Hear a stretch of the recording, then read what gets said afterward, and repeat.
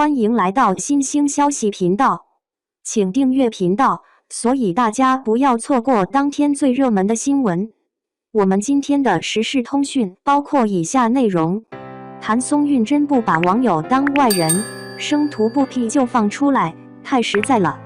每个小个子女孩走到街上都有这样的烦恼，那就是觉得自己实在是太矮了，远没有高个子美女那般气场，因此自然没有她们好看。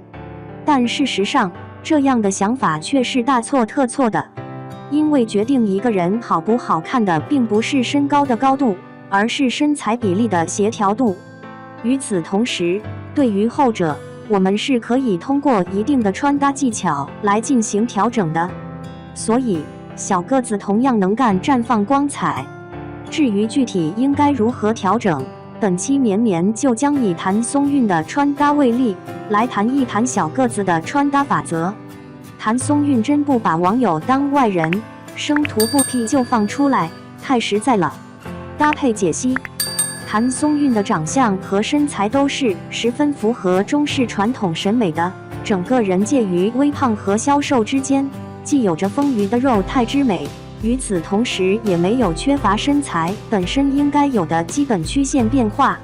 所以，这样的天赋条件让其丝毫无惧生图的流出，反而可以引以为傲。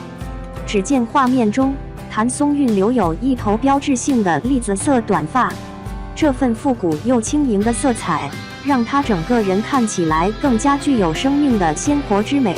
在她身上的是一件雾霾蓝色的短裙，略带灰色的调度不仅没让其看起来灰头土脸，反而利用色彩的柔光效果，让皮肤的质感更上一层楼。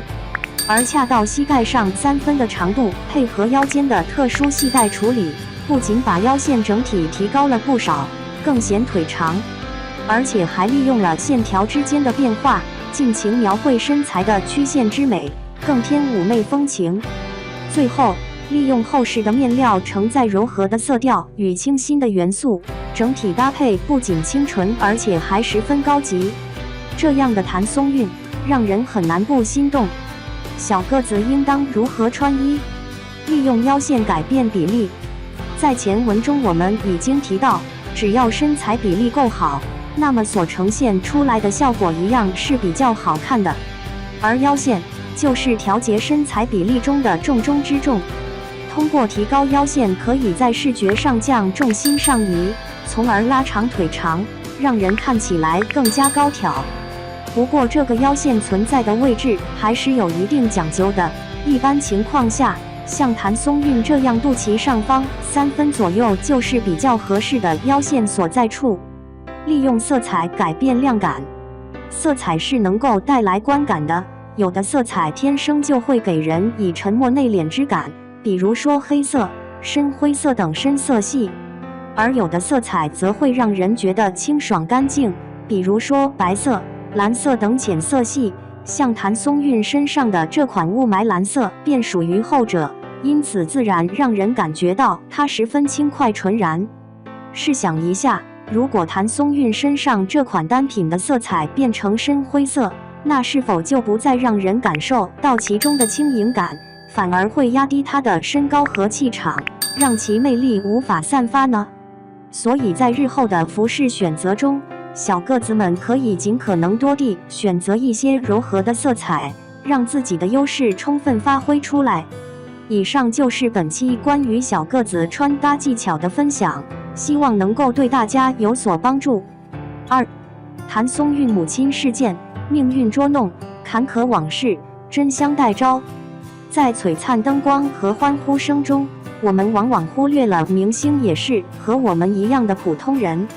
谭松韵，这个以灿烂微笑虏获大家的心的艺人，在事业蓬勃发展时，却遭到了突如其来的致命重创。谁能料到除夕夜竟然成为了他恐怖经历的起点？一场交通事故不仅带走了他最心爱的妈妈，还揭开了一个充满眼泪与奋斗的篇章。谭松韵的遭遇从娱乐圈延伸至社会层面，不仅是一个家庭的个人悲剧，也映射出我们当今社会的各种弊端。意外发生的原因是什么？法律能够准确地判断责任归属吗？谁能预料到那个曾经甜美的耿耿背后，竟藏着如此心酸的故事？在一个单亲家庭中长大，谭松韵的妈妈为了女儿的前途竭尽全力。老实说，在那个时代，单亲家庭的孩子确实面临着很大的困难。然而，谭松韵的妈妈是一个非常厉害的人，为了女儿的将来，她几乎拼尽了全力。想象一下，供孩子上学已经很难了，让她追求演艺梦想，这需要多么大的勇气和决心！功夫不负有心人，谭松韵终于顺利地考入了北京电影学院。这所学府绝非寻常之的，而是演艺圈的黄埔军校。进入北影后，谭松韵并没有停下来享乐。她从小就在单亲家庭长大，妈妈一个人的辛勤付出，支撑着整个家庭。坦诚地说，在那个时代，单亲家庭的孩子确实面临许多挑战。她是从《甄嬛传》里的小角色一步步打拼上来的。说实话，能在《甄嬛传》这样的强手中露面已经不容易。谭松韵并未止步于这一点，她继续努力，终于迎来了自己的春天。最好的我们这部戏就像是为她量身定制的一样。谭松韵饰演的耿耿，充满了青春的活力，简直让我少女心爆棚。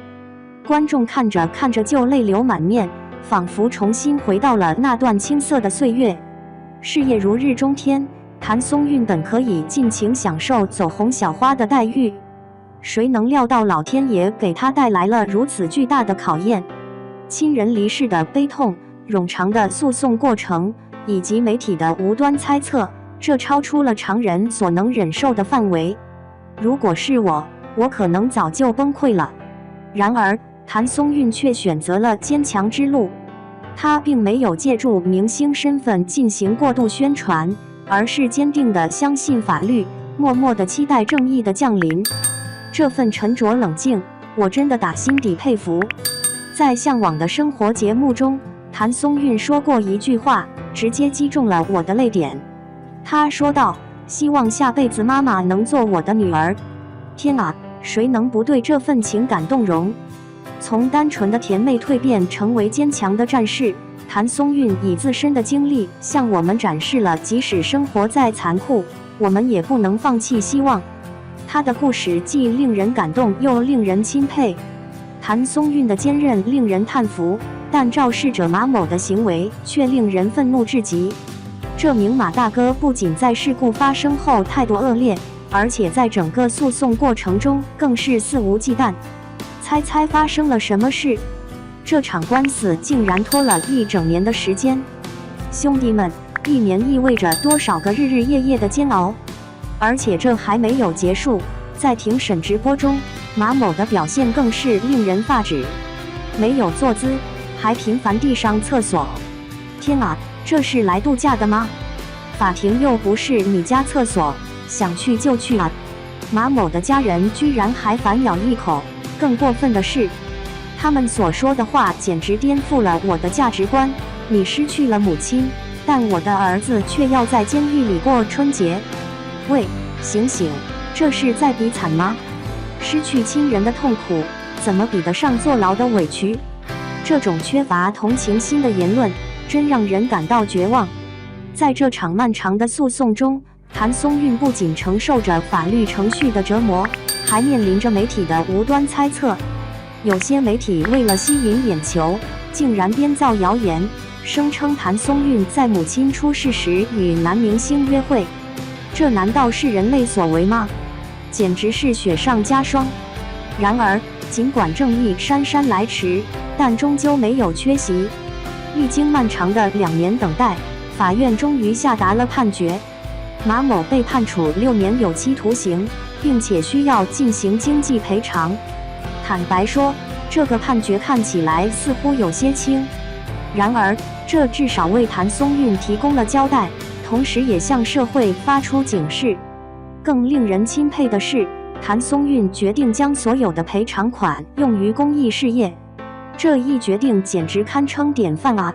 这不仅体现了他的大爱精神，也是对母亲最好的纪念。谭松韵通过自己的行动向我们表明，尽管遭受了巨大的苦难，她仍然没有忘记回报社会的责任。这种境界真是令人无比敬仰。回顾这一全过程，不得不承认我们的司法系统 still 有所进步。尽管过程曲折，但最终仍达成了相对公正的结果。但是，如果我们换一个角度思考，如果不是谭松韵身为公众人物，这个案件是否会受到同样程度的关注呢？普通民众在面对这种事情时，或许根本无法发出声音。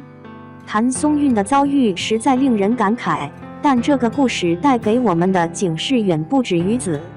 首先，酒驾的严重危害性再次被摆在我们面前，这是一堂深刻的教训。一时的痛快极有可能变成终生的遗憾，这样做难道不值得吗？绝对不值得。说实话，每次看到新闻报道酒驾事故，我都恨不得把那些酒驾的人摇醒。兄弟们，喝酒不开车，开车不喝酒，这不是开玩笑的。再来说说我们的司法系统，尽管最终做出了判决，但这个过程也太过曲折了吧？想象一下，如果是谭松韵这样的公众人物想要伸张正义，将会面临多么大的困难。那我们普通人遇到这种情况，岂不是更加艰难？这不禁让人深思，我们的法律体系还需要不断完善。然而，并非所有的事情都是暗淡无光的。在整个过程中，谭松韵展现出的坚韧和理性，实在令人钦佩。他选择相信法律，而非借助明星身份进行大规模炒作，以实际行动展现了成熟与责任感的内涵。这种态度简直可以作为典范来学习啊！归根结底，这个事件提醒我们，生命确实非常脆弱。虽然常说要珍惜眼前人，但真正做到却并非易事。请大家务必珍惜身边的人，不要等到失去了才追悔莫及。谭松韵表示，她渴望在梦中再见到妈妈。听到这句话，我的鼻子不禁酸了。每个失去亲人的人都一定能深刻体会这种思念之情吧。回到最初的那个问题，在明星的光环之下，究竟隐藏着什么？如今我们已经明白了，原来他们也有和我们一样平凡的情感，一样的挫折和挣扎。谭松韵的经历向我们表明，每个人都应该得到平等对待，都有权利追求公平正义。尽管这个世界可能不尽如人意，但我们每个人都可以为此努力，让它变得更加美好。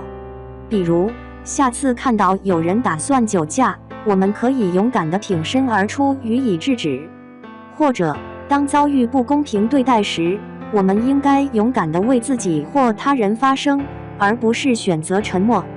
尽管每个人的力量都很渺小，但只要我们团结一心，就没有克服不了的困难。尽管谭松韵的故事让我们感受到痛楚，但它同时也给予了我们信心和气力。让我们携手共进，一同构建一个更加公平、更加美好的社会吧。